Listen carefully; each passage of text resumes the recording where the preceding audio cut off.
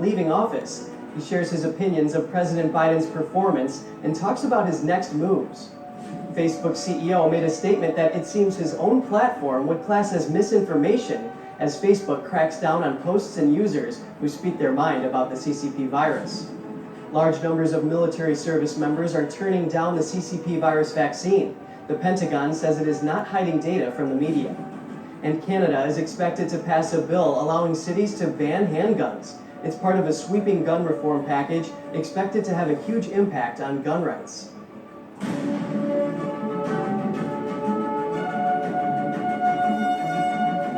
Power outages linger for millions of Americans across the country.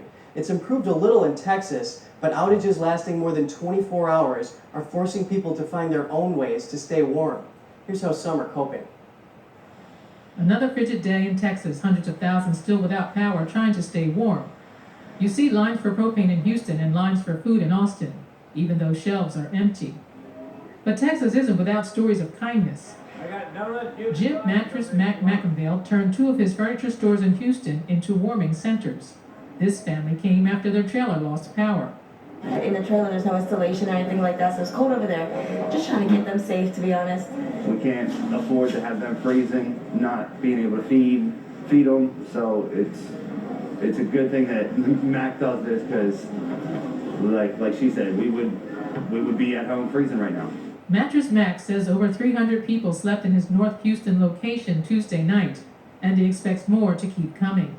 Lots of people coming in as a shelter from the storm. They're at home. They have no power, no lights, no electricity, so it's a disastrous cold as it is, so we're letting people in as a shelter from the storm. That's what we do. We all have a responsibility for the well-being of the community, and we think this is our responsibility. Governor Greg Abbott says every source of power in the state has been compromised due to systems freezing up or equipment failure, but he says it could have been worse. What I made clear was the fact that if we relied solely upon green energy, that would be a challenge. But in Texas, we do not rely solely upon green energy. We have access to all sources of energy. But the American Clean Power Association says it's an extreme weather problem, not a clean power problem. Texas is the only state with its own power grid independent of Washington, D.C. The nonprofit Electric Reliability Council of Texas, or ERCOT, manages the grid. Governor Abbott is calling to investigate the group. ERCOT said it hoped customers would have partial service by later Wednesday or Thursday.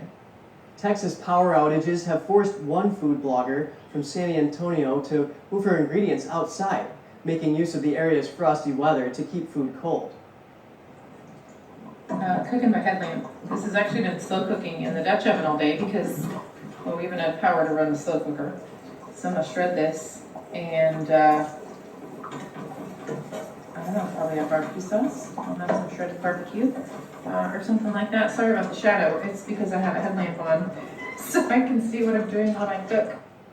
Blogger Erin Chase also cooked up her usual food creations a little differently this week. Instead of flipping on the light switch, she cooked by the light of a headlamp thanks to intermittent power outages. Chase told Reuters that her electricity had gone out off and on for around 3 days. Power outages in Texas dropped below 1 million on Thursday morning for the first time in 4 days, but many people remained without electricity or safe drinking water after winter storms wreaked havoc on the state's power grid and utilities. Former President Trump breaks his media silence Wednesday. He comments on his future plans and has some choice words for his successor. Trump tells Newsmax that President Biden was either mentally gone or lying about not having a vaccine when he came into office. Biden made the unusual comment at a town hall earlier in the week. The president got the vaccine himself before taking office. Trump covers a range of topics in his interview with host Greg Kelly. He criticizes Biden's policies on China, Iran, and the U.S. southern border. He also shares some of his future plans. In the interview, Trump praises his late friend Rush Limbaugh. Kelly wonders if Trump could take over Limbaugh's radio show. Trump says he doesn't want to follow Rush, calling him unique. Trump says he won't go back on Twitter, saying it has become boring. He says he's negotiating with people about coming back to social media, and he can get the word out when he wants to. Kelly presses Trump about whether he will run for president again. Trump replies that he has seen polls, and he knows he has tremendous support. He calls his poll numbers through the roof, but says it is too early to decide if he will run in 2024. A new poll reveals that more Republicans now consider former President Trump the best president in U.S. history. Trump beats out Ronald Reagan, Abraham Lincoln, and George Washington to lead the poll. Trump more than triples his results since 2018. The new Economist YouGov survey shows Trump moving from 10 to 36% among Republicans, calling him the best president ever. Reagan now drops to second, going from 36 to 18%. Lincoln and Washington finished third and fourth. In a recent interview, Trump says, "I'm the only guy who gets impeached, and my numbers go up." The poll is the latest data point suggesting Trump remains enormously popular among Republicans. One of Trump's impeachment lawyers is blocked by a law school and a civil rights law group. The attorney says these were two important parts of his life, and he lost them for doing what he thinks is right. NTD's Melina Wisecup has the story. Attorney David Schoen targeted by cancel culture after defending Trump before the Senate. Schoen was planning to teach a civil rights course at a law school this fall, but the law school says he couldn't do it because of his role in the impeachment trial. They said, they appreciated my writing, and frankly, it would make some students and faculty uncomfortable, so I couldn't do it. He says it was sad for him because he enjoys teaching. The attorney was also removed from a civil rights lawyer email discussion list. They actually spent 48 hours discussing this with their board and so on, and they decided that they needed to suspend me from the list. So I've been suspended from that list, but it's a very important one to me. It's very prominent civil rights lawyers and fine people. He didn't want to reveal which law school or the name of the civil rights group that have canceled him. Schoen says the trial never should have happened and sticks to his argument that the Democrats' evidence lacked merit. And Schoen says Trump has expressed his gratitude for his defense. Very, very, very gracious to me at all times, I have to say. In every conversation, I spoke to him 2 or 3 times a day during the trial. Very supportive. 2 of Trump's 3 defense lawyers have faced public pressure since the trial. Attorney Michael Vanderveen's home was vandalized, and he says he's gotten over 100 death threats. He reportedly told Newsmax that now he's moved his children to a secretive location and hired armed guards to protect them. But he says they're doing fine. Melina Wisecup, NTD News. A Democrat congresswoman calls for the removal of fencing surrounding the U.S. Capitol. She argues authorities can protect the area with more modern solutions. D.C.'s own Eleanor Holmes Norton introduced a new act last week. If adopted, it would ban the installation of permanent fencing on U.S. Capitol grounds. The move responds to the Capitol Police Chief's call for a permanent perimeter fence. Norton told NTD's sister media, the Epoch Times, that the bill also aims to, quote, make sure the nation's capital does not look like an authoritarian regime. Norton's effort joined similar calls from more than 40 Republicans. Earlier this month, they asked House Speaker Nancy Pelosi to call for the removal of the barbed wire fence and for sending National Guard troops home. Apparently, a statement that Facebook's CEO made wouldn't have been allowed on his own platform. That's based on leaked footage that shows Mark Zuckerberg raising concerns about virus vaccines changing people's DNA, even though his company doesn't allow content that makes this claim, calling it misinformation. We have a new Project Veritas drop to show you. It reveals leaked footage of Mark Zuckerberg commenting on the CCP virus vaccines in July. He questions the vaccine safety while assuming they changed the recipient's DNA. But I do just want to make sure that I share some caution on this because we just don't know the long-term side effects of basically modifying people's DNA and RNA to directly encode in a person's DNA and RNA, basically the ability to produce those antibodies and whether that causes other mutations or other risks downstream. But it seems Zuckerberg's very comment would be censored on his own platform if he were to post that statement today. That's because last week the company issued a new policy on the content related to COVID-19 vaccines. It states the goal of this policy is to combat misinformation about vaccinations and diseases, which, if believed, could result in reduced vaccinations and harm public health and safety. Facebook says its policy is meant to allow people to discuss, debate, and share their personal experiences and opinions. But the tech giant banned claims that say COVID-19 vaccines change people's DNA. That's, of course, after Zuckerberg himself raised those concerns. But then in November, he appears to change his stance as he interviews leading government scientist Dr. Fauci. And just to clear up one point, my understanding is that these vaccines do not modify your DNA or RNA. So I think that's just an important point to clarify. If I'm getting anything wrong here, of course, correct me. But but just to make that clear. No. First of all, DNA is inherent in your own nucleus cell. Sticking in anything foreign will ultimately get cleared. Good. Well, I'm glad we can clear that up. Facebook didn't respond right away to a request for comment. A former news anchor from Detroit is found dead in her home just one day after she received the CCP virus vaccine. 68-year-old Karen Hudson Samuels also worked as a producer and news director at broadcaster WGPR-TV in Michigan. It's not yet clear what caused her death. Her husband, Cliff Samuels, told CBS Detroit they suspect it may have been a stroke, but adds the normal vaccine side effects may have masked those symptoms. He said he hopes the autopsy report will shed light on what happened. The Pentagon says about 1/3 of U.S. military troops have turned down the vaccine for the CCP virus. The Pentagon emphasizes it's not hiding vaccine refusal data from the public. The Pentagon says about 1/3 of U.S. military troops have turned down the vaccine for the CCP virus. Major General Jeff Taliaferro of the Joint Chiefs of Staff said the acceptance rate varies by group. We don't precisely know why an individual has not received a vaccine. We think it's important that the department continue to communicate to our service members the value of the vaccine, the safety of the vaccine. The head of the National Guard Bureau told the panel the acceptance rate for guardsmen hovers around 2/3 to 70%. That's not far off from the number for the military as a whole. The acting defense secretary for Homeland Defense and Global Security told the panel 359,000 service members have received 1 dose, while 147,000 are fully vaccinated with 2 doses. Congressman Mike Rogers told the panel that he doesn't believe the military should wait the 2 years until the vaccine is fully approved before service members and all of the Department of Defense's workforce gets vaccinated. It's under an emergency use authorization right now.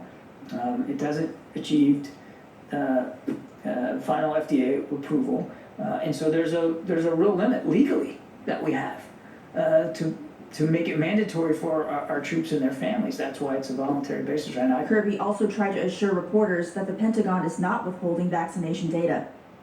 Homeland Security is finding millions of fake masks. They say the masks pose a threat to frontline workers. Officials say they provide no protection at all. That includes a seizure earlier today with Special Agents of Homeland Security Investigations, or HSI as it is commonly known, as seizing more than 1 million counterfeit masks as part of an ongoing investigation into a criminal enterprise distributing counterfeit masks throughout the United States. A CBS report says early investigations reveal China is the source of the fakes. They're made to look like authentic 3M products, but the phony masks are not tested for N95 compliance and could put frontline medical workers at risk. Were sold to hospital medical facilities and government agencies in at least 5 states. Investigators notified about 6,000 potential victims who could have purchased the knockoffs. Officials encourage medical workers and companies to go to 3M's website for tips on how to spot fakes. After Minneapolis residents complained about lacking a police force, the city is apparently refunding their officers. NTD's Christina Kim revisits the idea of cutting down police forces with a criminal justice expert. After demands from Minneapolis residents, their city council unanimously voted to spend nearly $6.5 million to hire more police officers.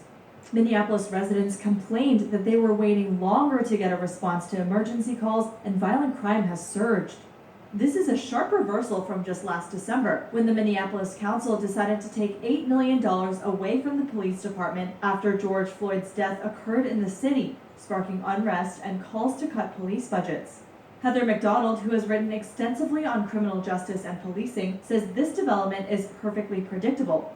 The left embraced its conventional narrative that the problem in black communities is the police rather than criminals. The police backed off, and we saw what happened. She says though the city leaders didn't admit they got it wrong, this move at least implicitly acknowledges the truth. If you cannot solve crime by reknitting the family, the second best solution to crime is constitutional but assertive, proactive policing. McDonald says the core root of crime starts at home. The left will always say poverty or racism or inadequate government funding. I am absolutely convinced that the root cause is the breakdown of the two-parent married family that is at its most catastrophic level in the Black community. Some studies have shown that growing up in a two-parent household impacts poverty and crime. 3 Minneapolis City Council members proposed replacing the police department with the public safety department that would include law enforcement and other services. Those in support say the police system doesn't work and they need alternative forms like social programs to address the crime rate. Social services, the government is incapable of acting as a substitute parent, whether it's through a welfare check or through a social worker. McDonald says it's unclear if more cities will reverse course like Minneapolis because there are many leaders on the left who support defunding the police. But she says we have to push back against the, quote, Black Lives Matter narrative about racist policing. Christina Kim, NTD News. The ACLU and a host of over 40 groups write to President Biden asking him to block the federal government's use of facial recognition technology. The groups claim the technology threatens privacy, civil rights, and civil liberties. The letter says facial recognition technology threatens Americans' core freedoms. It states that the government can use the technology to track everyone who goes to a place of worship or attends a political rally. Some cities and states have placed limits on the technology. The FBI and federal agencies don't currently have restrictions.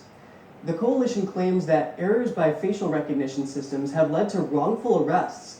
The groups asked Biden to take executive action to protect civil liberties. President Biden comes under fire for his latest remarks on China.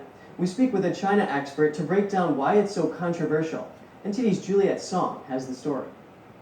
In a CNN town hall this Tuesday, President Biden says the U.S. must speak up about human rights abuses in China, but also adds there are different cultural norms countries follow. I point out to him, no American president can be sustained as a president if he doesn't reflect the values of the United States. And so the idea, I'm not going to speak out against what he's doing in Hong Kong, what he's doing with the Uyghurs in western mountains of China, and Taiwan trying to end the one China policy by making it forceful.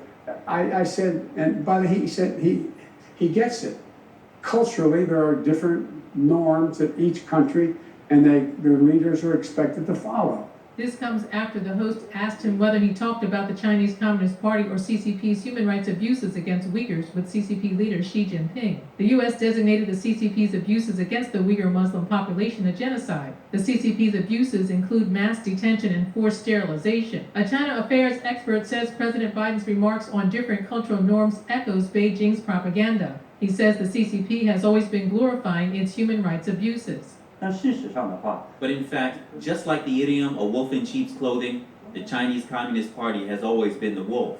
Take the mass detention of Uyghurs, for example. While many in the West call them concentration camps, the CCP calls them education training centers. Party propaganda says the centers help Uyghurs get rid of extremist and terrorist thoughts. But camp survivors describe forced labor and systematic sexual abuses against women in the camps. They say officials there force them to sing songs that praise the CCP and criticize their Muslim belief. Human rights activists say the Chinese regime has been trying to wipe out the Uyghur culture. Measures include forcing Uyghur Muslims to eat pork and drink alcohol and forcing sterilization on Uyghur women in order to limit the size of the ethnic population. Juliet Song, NTD News. We've been hearing a lot about President Biden's plan to reform gun laws, but it's not just the United States that's expecting these reforms. Our northern neighbor is also going to see more restrictions on gun ownership. NTD's Allison Lee reports. Canadian Prime Minister Justin Trudeau says Parliament is expected to pass sweeping gun reform legislation soon. One of the reforms will allow municipalities to ban handguns. The proposed Bill C-21 would give municipalities the option to pass bylaws that prohibit the storage and transportation of handguns within city boundaries. A breach of these bylaws will lead to a maximum of 2 years in prison and a possible revocation of gun permits. The Prime Minister also announced there will be a buyback program in the upcoming months.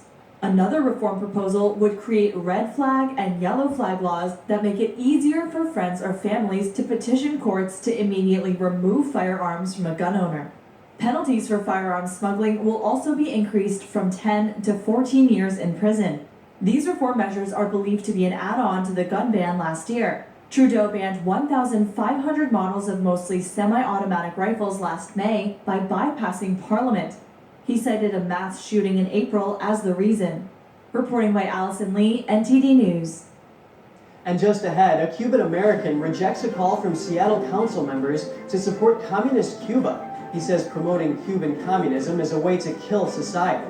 More on that in just a minute.